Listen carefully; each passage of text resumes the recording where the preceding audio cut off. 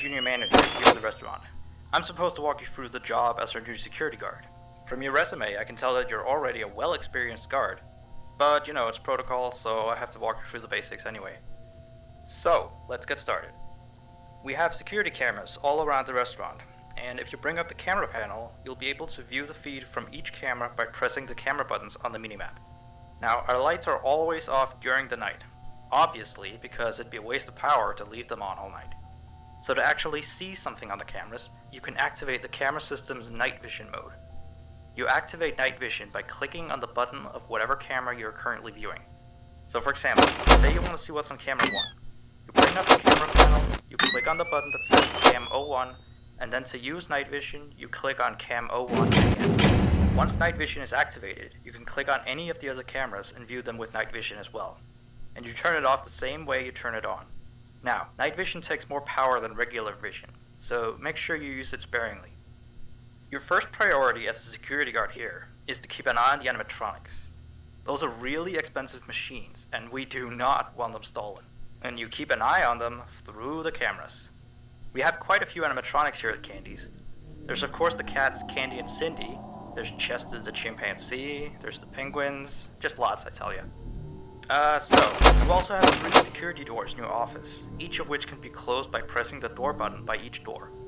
These are here in case you're in some sort of danger, but personally I just use them to shut myself off from the world when I need a break. But don't let me be your role model on that one.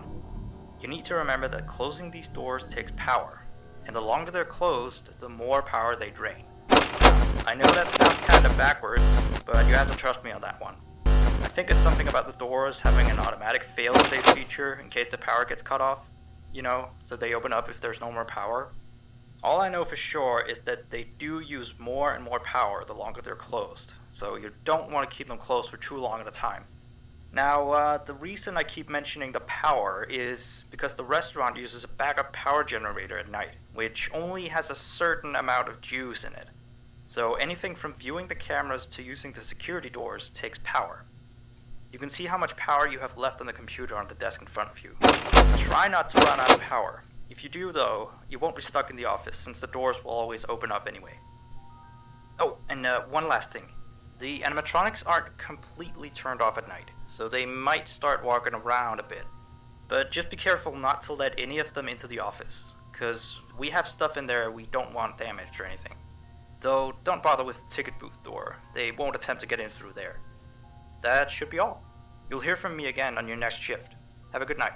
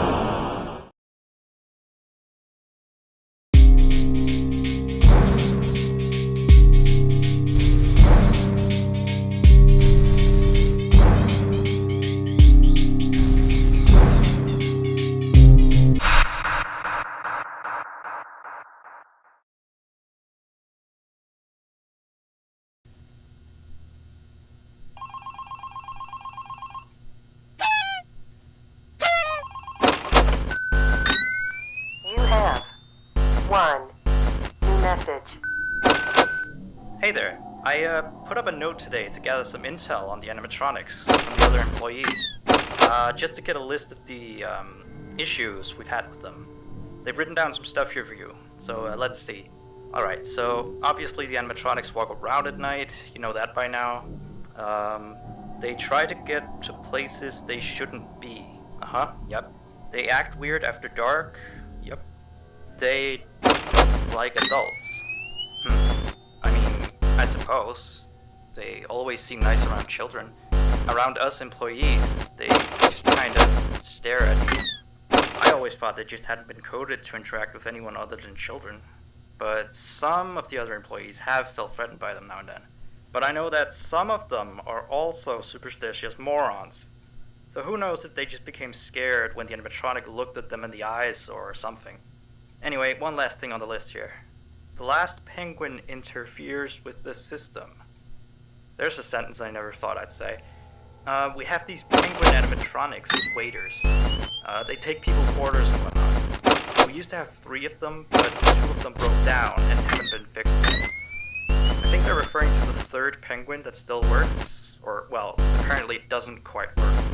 So yeah, definitely don't let him into the office. His presence alone could probably destroy our systems. Well, that'll be it for now. I'll be sure to leave another message for your next shift.